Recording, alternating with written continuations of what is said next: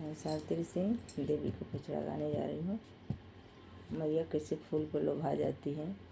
सब फूल उनको नहीं अच्छा लगता है, अड़हुल को फूल बहुत अच्छा लगता है। इसके ऊपर एक पचड़ा है, आप लोग पूरा सुनना।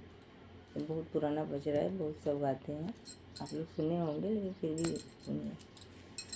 अड़हुल के फूलवा में कौन गुण हो, माई गइलू लो भाई। अड़हुल के फूलवा में कौन गुण हो, माई गइलू लो भाई। गइलू लो भाई माई गइलू लो भाई, गइलू लो भाई माई गइलू लो भाई। अड़हुल के फूलवा में कौन गुण हो, माई गइलू लो भाई।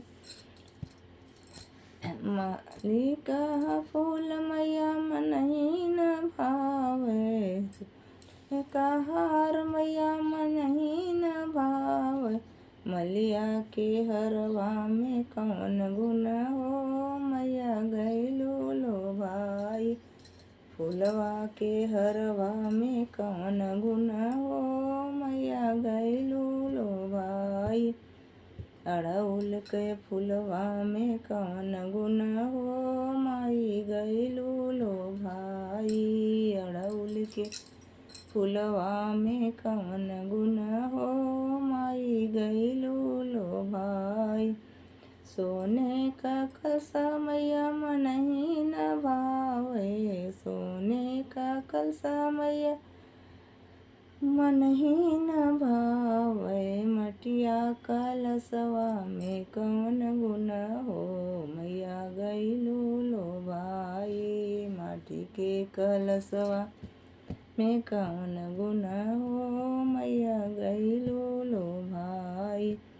अड़हुल के फूलवा में कौन गुण हो, मैया गइलू लो भाई। सोने का टीका मैया मनही न भावे, सोने का नथिया मैया मनही न भावे।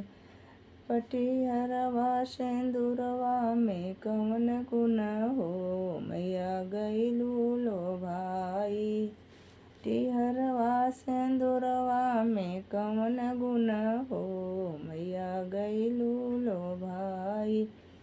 अड़हुल के फूलवा में कौन गुण हो, मैया गइलू लो भाई। लाली चुनरिया मैया मनही न भावे, रेशमी चुनरिया मैया मनही न भावे। लाली चुंदरिया में क्या बल हो, मैया गइलू लो भाई। अड़हुल के फूलवा में कौन गुण हो, मैया गइलू लो भाई। अड़हुल के फूलवा में कौन गुण हो। जय माता।